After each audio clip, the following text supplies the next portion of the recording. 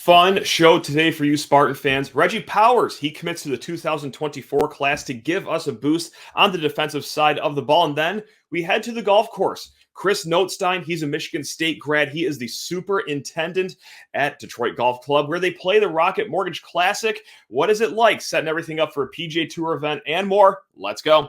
You are Locked On Spartans, your daily podcast on the Michigan State Spartans, part of the Locked On Podcast Network, your team every day.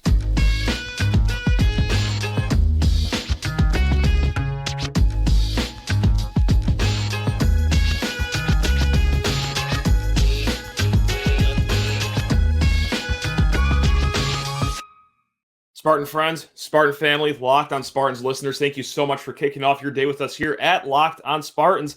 Today's episode is brought to you by Birddogs. Go to birddogs.com/lockedoncollege, and when you enter promo code LOCKEDONCollege, hey, they're going to throw in this free custom Birddogs Yeti-style tumbler with every order. Gang, it is a joyous day. Well, I mean, come on. It's always a sunny day in East Lansing, but today the sun is shining a little brighter because Reggie Powers out of Ohio, he commits to the Michigan State Spartans just days after getting off campus during his official visit. And also, well, his first trip up to campus. It was one and done to impress this safety out of Ohio. So let's get into the mix here. It's Reggie Powers. That's right, the third, if you will. Reggie Powers the third. 6'1", 195-pound safety out of Dayton, Ohio. And he is either a highly rated 3-star kid or a 4-star kid, depending on what site you look at.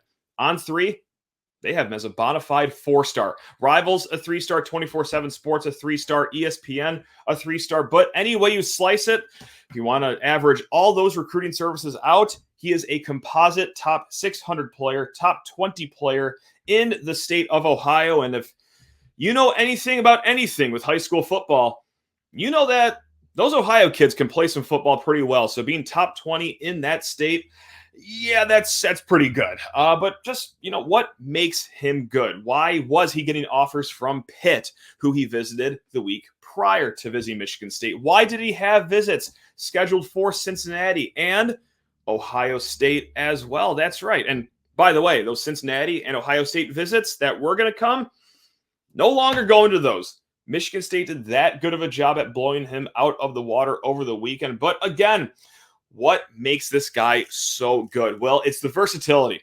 And that is one reason why he picked Michigan State. For on the field, there were some other programs out there that wanted him to bulk up to 230, for example, so he could play linebacker. But no, he likes that box safety, that nickel back position where he can be versatile in run stopping, blitzing, but also pass coverage as well. And that is what Michigan State recruited him as. If you go on YouTube and you watch his highlight film, look, you're getting the full package in the first minute to 90 seconds of that film. Sometimes, with high school players, it's great play after great play.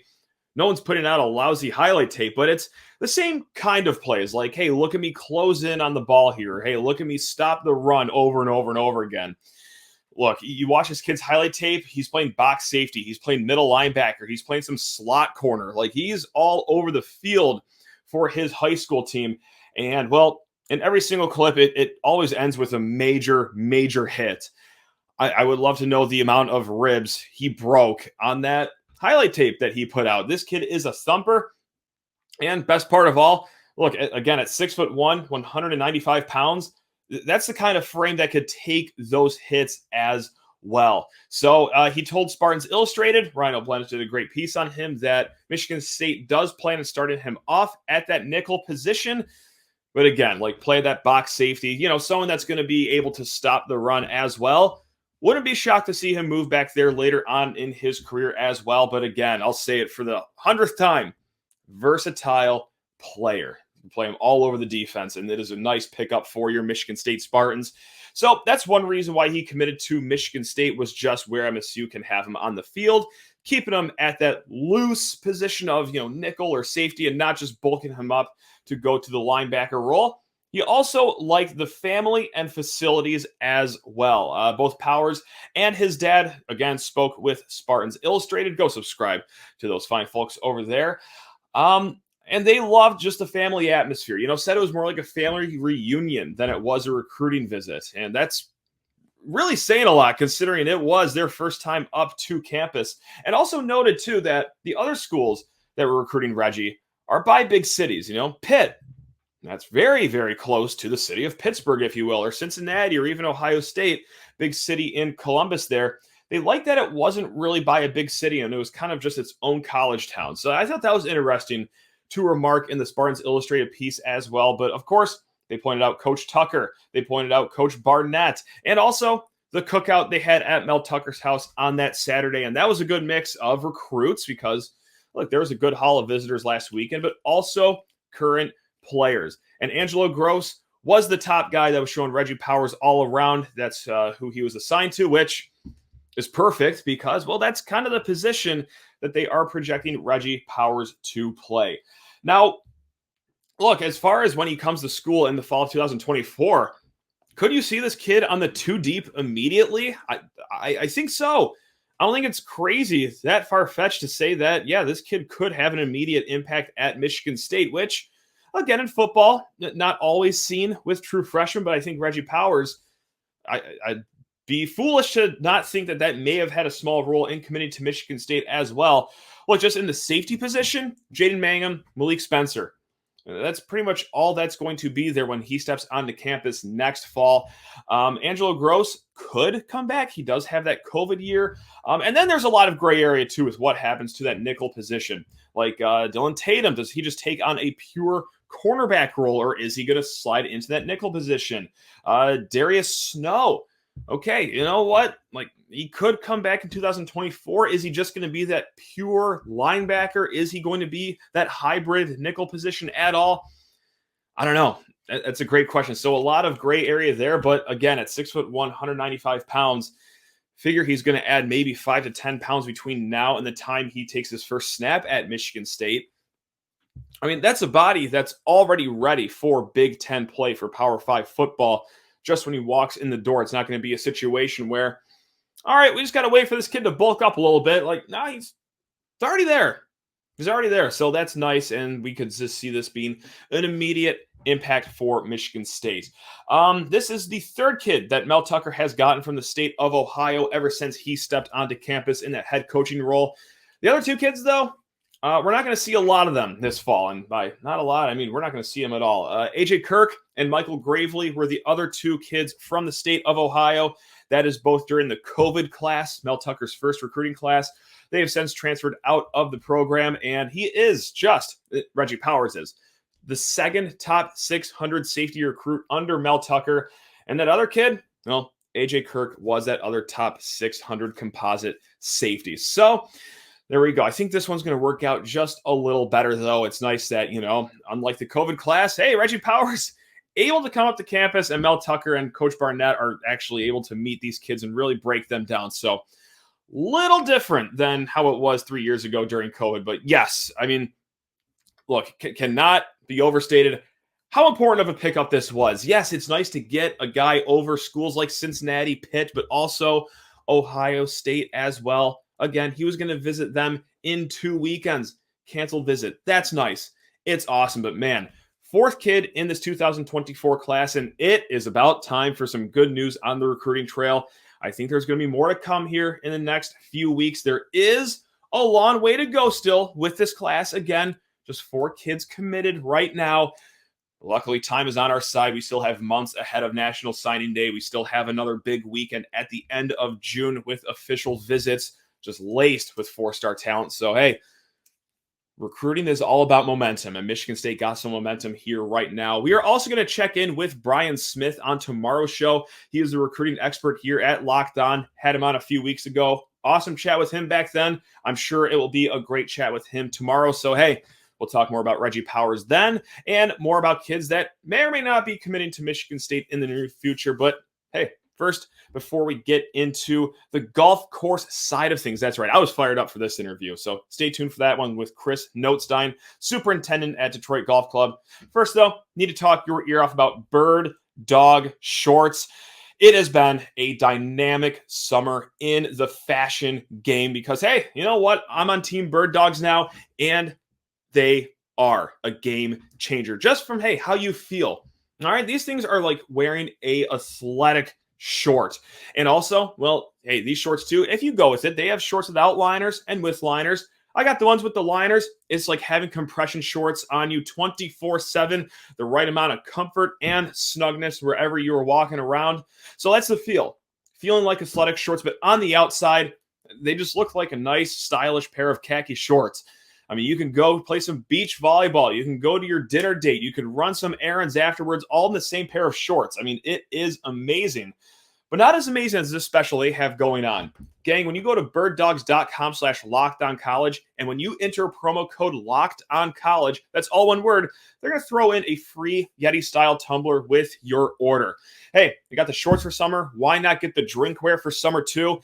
birddogs.com/lockedoncollege for a free Yeti-style tumbler when you enter promo code LOCKEDONCollege. You will not want to take your Bird Dogs off. We promise you. Folks, I am fired up for this one. This is a unique one. You know, this isn't a coach, this isn't a player, but hey, the golf nerd in me is fired up to talk to this gentleman right here, 2015 Michigan State grad and the superintendent of the North Course of Detroit Golf Club. That's not some, local municipal track. That is the host, the course for the Rocket Mortgage Classic taking place in less than 2 weeks. It's Chris Notestine. Chris, thank you so much for taking time out of your day. How on earth are you doing, my man? I'm doing wonderful, man. Fired up, ready for it.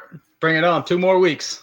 2 more weeks. I got to know, as the head greenskeeper there with this PGA tournament coming in less than 2 weeks, how's your life? Like a lot of vacations lately? You're taking it just simple 8-hour days? That's good. Yeah. Tons of time off, couple 100-hour weeks in a row, and then we got probably tournament week itself will be 120, 130 hours. I didn't even know that there are that many hours in a week, quite frankly. So good for you, man. So I'm just going to turn the clock back here a little bit because, the Rocket Mortgage Classic still newish, but it's been here for a few years. When it was starting to bubble up to the surface that, hey, you guys, Detroit Golf Club, are going to get this PGA event, what was your reaction? Were you like, oh, sweet, this is us? Or were you like, well, I guess I've never seen any family or friends ever again the rest of my life? What was it like? So I actually was not at Detroit Golf Club when they had the first tournament. So I was at Walnut Creek Country Club in South Lyon. But that was a big, selling point for me to join Detroit Golf Club, knowing that they're going to have the tournament every year. So I kind of, I knew about it ahead of time, but when they found out originally, they only had about 8 months when they found out to hosting the tournament. So I can imagine, just from what the guys have told me, it was pretty hectic just getting everything, up to PGA caliber level for that first one.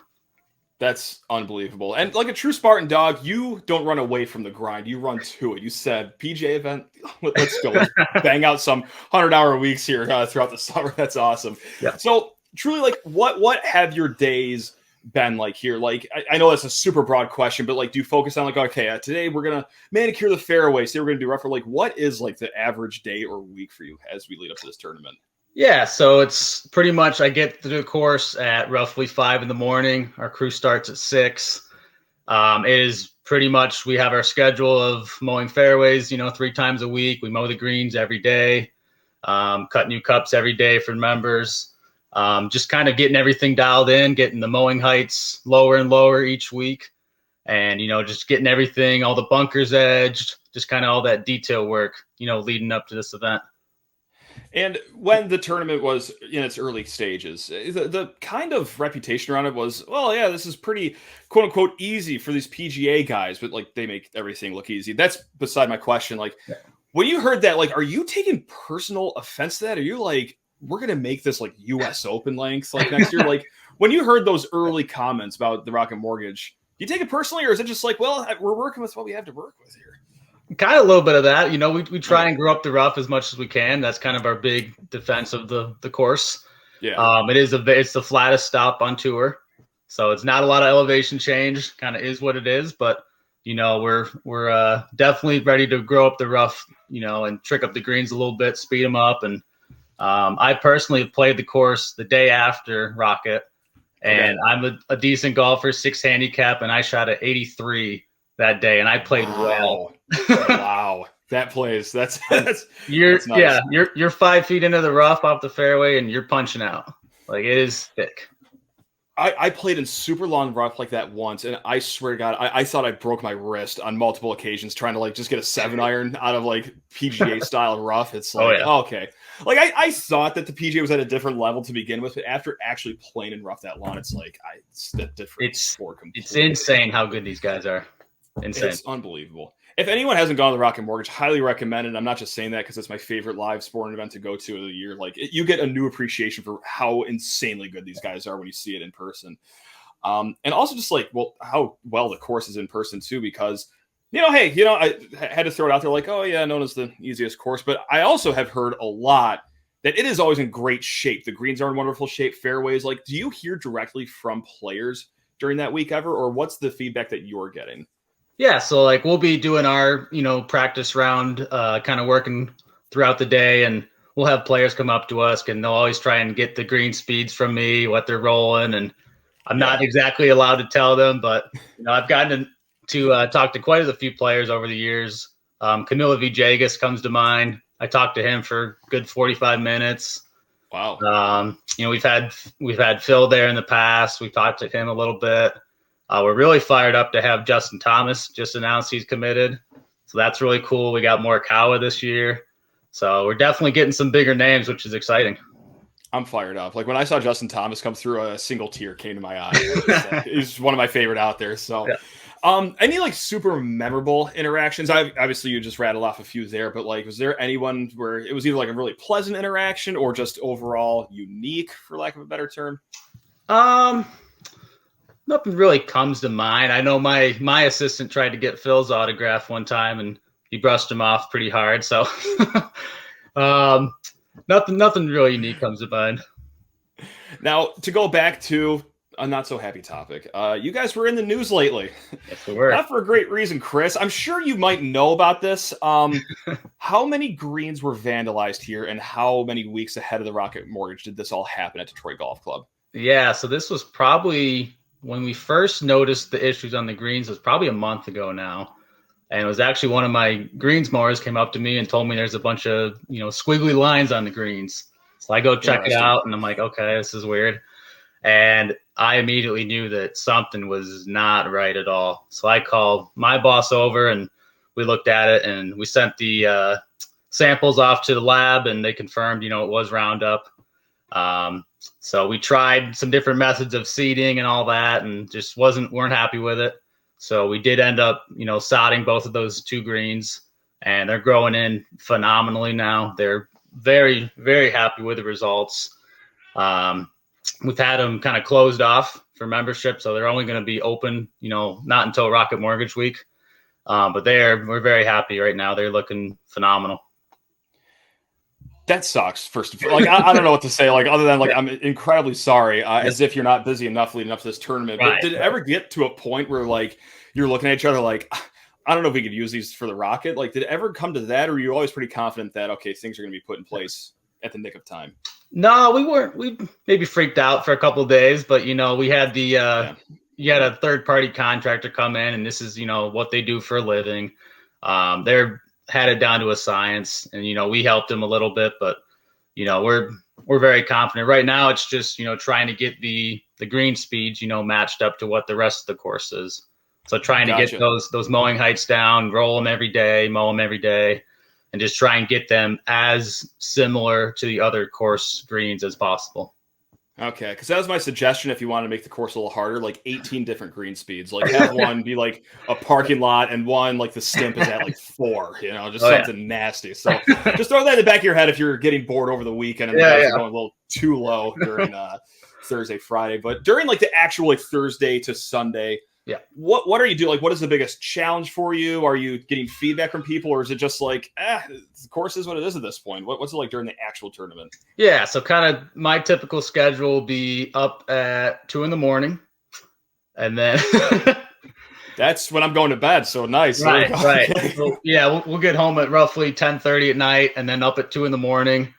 I will lead the morning meeting at like 4 a.m. Our normal morning maintenance is done by like 7:30. Basically, first tee time, we're off the course. Me and then the other managers are kind of on call at that point in case bunker needs to be re-raked or new cup needs to be cut or whatever. And then we'll do like an afternoon shift at roughly 5 o'clock, and we'll do our, evening mowing. But it is pretty chill down at the maintenance shop during the day. We're barbecuing, we're playing cornhole, just kind of watching the broadcast. Unless there's like a big emergency, we're kind of hunker down at the shop all day.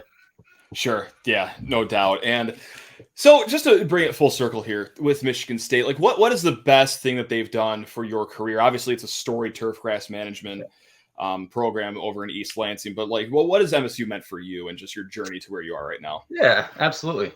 So Michigan State's been kind of huge for me. It's like it carries a lot of weight as far as, that 4-year degree from turf grass management from Michigan State. Definitely opened a lot of doors for me. We've actually had professors at my various courses I've worked at do site visits, do like consulting visits. So, they're still very heavily involved in, my kind of day-to-day operations, which is awesome to, see the professors. Michigan's a unique state where a lot of these superintendents went to Michigan State. So it's a very, very tight-knit, circle as far as Michigan goes. And we have like a big superintendent outing in Michigan, kind of for all the Michigan superintendents, and a lot of Michigan State guys are there. So it's a pretty unique kind of group of guys here in Michigan, and absolutely proud to be a Michigan State Spartan. Good deal, man. That's awesome. And just one more question. It's a stupid question, but like, come on, I got to throw one of these in there. How nice is your lawn at home? Like, is it just like right out of a magazine? What are we working with over there? Well, if I had a house, I would have a beautiful yard. There we go. I have a condo, so they do it for me. Gotcha. There we go. Do you ever look out the window and then just judge what's going on out there, like amateur hour? Like, okay, good. All right. I'll give you one lawn care tip for everyone out there. Please do. Actually, everyone write this down. Let's go. I see this all the time. Homeowners mow their yards way too freaking short. You got to go on the highest setting, because you're only making yourself work harder by mowing it short. You're going to have to water it more. You're going to have to fertilize it more. Just keep it high and happy.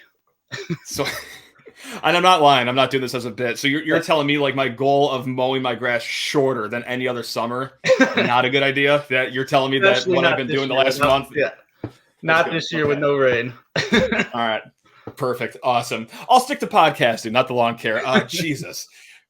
Well, that's not what I wanted to hear at the end, but this whole chat's been awesome.